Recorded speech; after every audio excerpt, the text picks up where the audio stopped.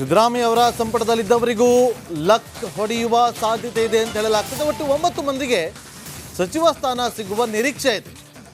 ಮಾಜಿ ಸಚಿವರಾದ Santosh Lad, RB. Timmapur, Shivraj Tangadagi, HK. Patil, Zameer Ahmed Khan, Madhu Bangarappa, SS. Mallikarjun, Chaluvarayaswamy, Mahadevappa ಇವರ ನಡುವೆ ಫೈಟ್ ನಡೀತಾ ಇದೆ. ಆ ಮೂಲಕ ಸಿದ್ದರಾಮಯ್ಯಲ್ಲಿದ್ದಂಥ ಕ್ಯಾಬಿನೆಟ್ನಲ್ಲಿದ್ದಂಥವ್ರಿಗೆ ಡಿ.ಕೆ. ಶಿವಕುಮಾರ್ ಅವರ ಕ್ಯಾಬಿನೆಟ್ನಲ್ಲೂ ಕೂಡ ಲಕ್ ಇದೆ ಅಂತ ಹೇಳಲಾಗ್ತಾ ಇದೆ. ಅಲ್ಲಿಗೆ ಕೆಲವರ ನಡುವೆ ಪೈಪೋಟಿ ನಡೀತಾ ಇದೆ.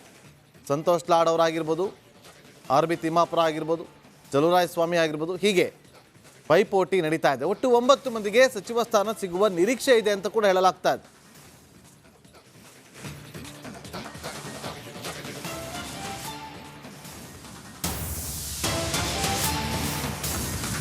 ಮೊದಲ ಬಾರಿಗೆ ಮಂತ್ರಿಯಾಗೋಕೆ ಹಲವರು ಕಸರತ್ತನ್ನ ನಡೆಸ್ತಾ ಇದ್ದಾರೆ, ಮುಂದುವರೆಸಿದ್ದಾರೆ. ಇನ್ಫ್ಯಾಕ್ಟ್ ಕಲಬುರಗಿ ಕೋಟಾದಲ್ಲಿ ಅಜಯ್ ಸಿಂಗ್ ತಾವು ಕೂಡ ಮಂತ್ರಿ ಆಗಬೇಕು ಅನ್ನೋ ಇಂಗಿತವನ್ನ ವ್ಯಕ್ತಪಡಿಸಿದ್ದಾರೆ. ಧಾರವಾಡ ಜಿಲ್ಲಾ ಕೋಟಾದಲ್ಲಿ ಪ್ರಸಾದ್ ಅಬ್ಬಯ್ಯ, ಹಾವೇರಿಗೆ ಆದ್ಯತೆ ಹೆಸರಲ್ಲಿ ಶ್ರೀನಿವಾಸ್ ಮಾನೆ, ಬಳ್ಳಾರಿ ಕೋಟಾದಡಿಯಲ್ಲಿ ಭರತ್ ರೆಡ್ಡಿ ಪೈಪೋಟಿ ಮುಂದುವರೆದಿದೆ. ದಾವಣಗೆರೆ ಜಿಲ್ಲಾ ಕೋಟಾದಿಂದ ಶಿವಗಂಗಾ ಕಣಕ್ಕೆ ಇಳಿದಿದ್ದಾರೆ. ಮೊದಲ ಬಾರಿ ನಾವು ಕೂಡ ಮಂತ್ರಿ ಆಗಬೇಕು, ನಮಗೂ ಅವಕಾಶ ಮಾಡಿಕೊಡಬೇಕು ಅಂತ ಹೇಳಿ ಈ ಎಲ್ಲರೂ ಇದೀಗ ಹೈಕಮಾಂಡ್ ನಾಯಕರ ಮುಂದೆ ತಮ್ಮದೇ ಆದ ರೀತಿಯ ಒತ್ತಡ ತಂತ್ರವನ್ನ ಅನುಸರಿಸ್ತಾ ಇದ್ದಾರೆ.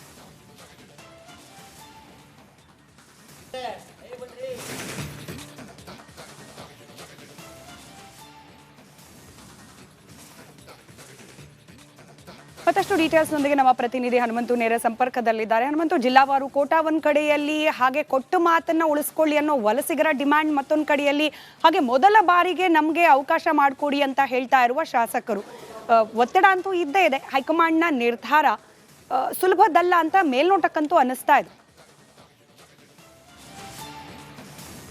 ಬಹುಶಃ ಸಂಪರ್ಕ ಕಡಿತವಾಗಿದೆ. ನಮ್ಮ ಪ್ರತಿನಿಧಿ ಹನುಮಂತು ದೆಹಲಿಯಲ್ಲಿ ನಡೀತಾ ಇರುವ ಈ ಹೈ ವೋಲ್ಟೇಜ್ ಮೀಟಿಂಗ್ ಜೊತೆಗೆ ಯಾವೆಲ್ಲ ರೀತಿಯಲ್ಲಿ ಸಚಿವ ಸಂಪುಟ ವಿಸ್ತರಣೆಗೆ ಹೈಕಮಾಂಡ್ ನಾಯಕರ ಮುಂದಿರುವ ಒತ್ತಡ, ಹಾಗೆ ಅದನ್ನ ನಿಭಾಯಿಸಲಿಕ್ಕೆ ಯಾವ ರೀತಿಯಾದ ಪ್ರಯತ್ನಗಳು ದೆಹಲಿ ಅಂಗಳದಲ್ಲಿ ನಡೀತಾ ಇದೆ, ಇದೆಲ್ಲದರ ಮಾಹಿತಿಯನ್ನ ವಿವರಿಸ್ತಾ ಇದ್ರು.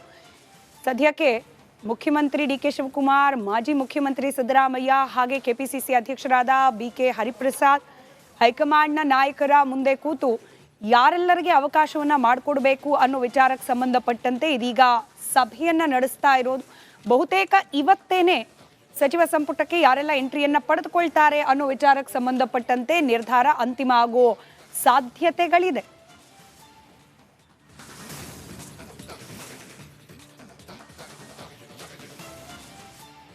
ನೋಡಿ, ಯಾರಿಗೆ ಯಾವ ಕೋಟದಲ್ಲಿ ಸಚಿವ ಸ್ಥಾನ ಸಿಗಬಹುದು ಅನ್ನೋದು ಒಂದಷ್ಟು ಲೆಕ್ಕಾಚಾರಗಳಿದೆಯಲ್ಲ, ಅದೆಲ್ಲವನ್ನು ಕೂಡ ಲೆಕ್ಕಾಚಾರ ಹಾಕಿಕೊಂಡು ಒಂದಷ್ಟು ಜನ ಲಾಭಿಯನ್ನು ನಡೆಸ್ತಾ ಇದ್ದಾರೆ.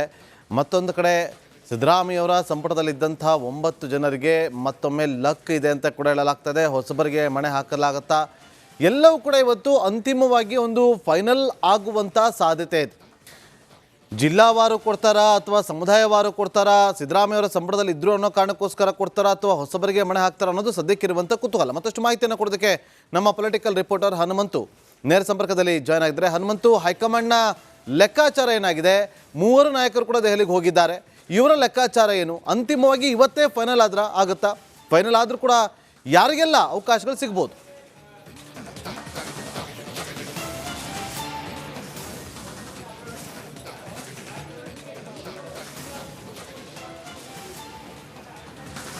ನಾಗೇಂದ್ರ ಬಾಬು, ಕಳೆದ ಬಾರಿ ಮುಖ್ಯಮಂತ್ರಿ ಡಿ.ಕೆ. ಶಿವಕುಮಾರ್ ಅವರು ಮತ್ತು ಮಾಜಿ ಮುಖ್ಯಮಂತ್ರಿ ಸಿದ್ದರಾಮಯ್ಯ ಅವರು, ಬಿ.ಕೆ. ಹರಿಪ್ರಸಾದ್ ಅವರು ದೆಹಲಿಗೆ ಹೋದಂತಹ ಸಂದರ್ಭದಲ್ಲಿ ಹಿಂದೆ ಒಟ್ಟು 20 ಖಾಲಿ ಇರುವಂತಹ 20 ಸ್ಥಾನಗಳಲ್ಲಿ 43 ಜನರ ಹೆಸರುಗಳನ್ನ ತೆಗೆದುಕೊಂಡು ಹೋಗಿದ್ರು ಅನ್ನುವಂತ ಮಾಹಿತಿಗಳಿದಾವೆ.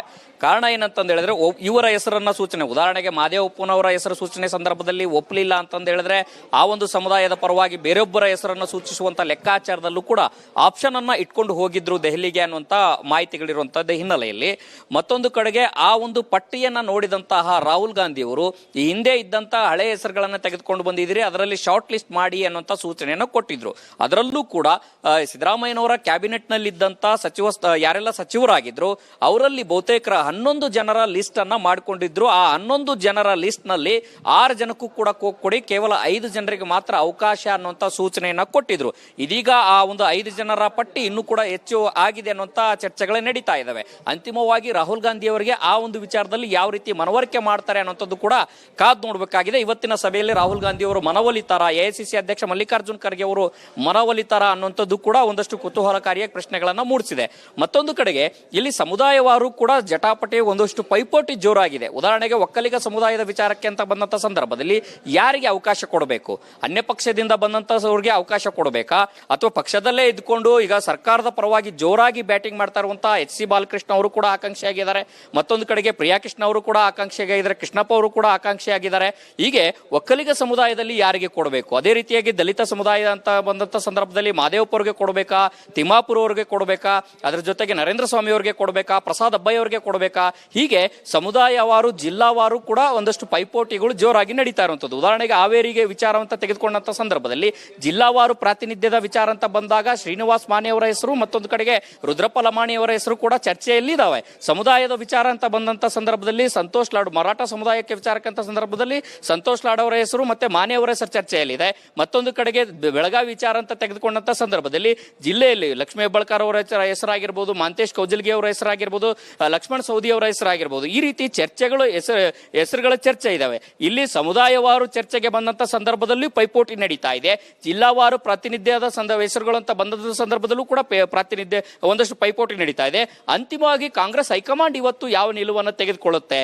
ಯಾಕೆ ಅಂತಂದ ಹೇಳಿದ್ರೆ ಕಾಂಗ್ರೆಸ್ ಹೈಕಮಾಂಡ್ ಮುಂದೆ ಇರುವಂತದ್ದು ಬಹುದೊಡ್ಡ ಸವಾಲು ಏನಂತಂದ ಹೇಳಿದ್ರೆ ಇಲ್ಲಿ ಯಾವುದೇ ಒಂದಷ್ಟು ಸಚಿವ ಸಂಪುಟ ವಿಸ್ತರಣೆ ಅನ್ನುವಂಥದ್ದು ಒಂದು ರೀತಿ ಜೇನುಗೂಡಿಗೆ ಕಲ್ಲು ಹೊಡೆದಂತೆ.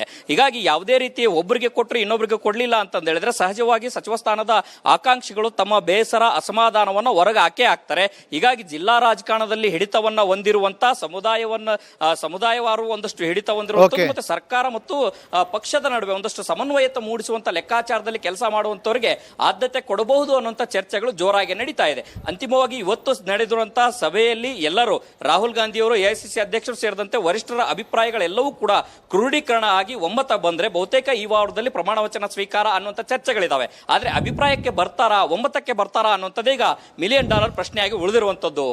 Nagendra Babu. Okay, thank you Hanumanthu ನಿಮ್ಮೆಲ್ಲ ಮಾಹಿತಿಗಾಗಿ.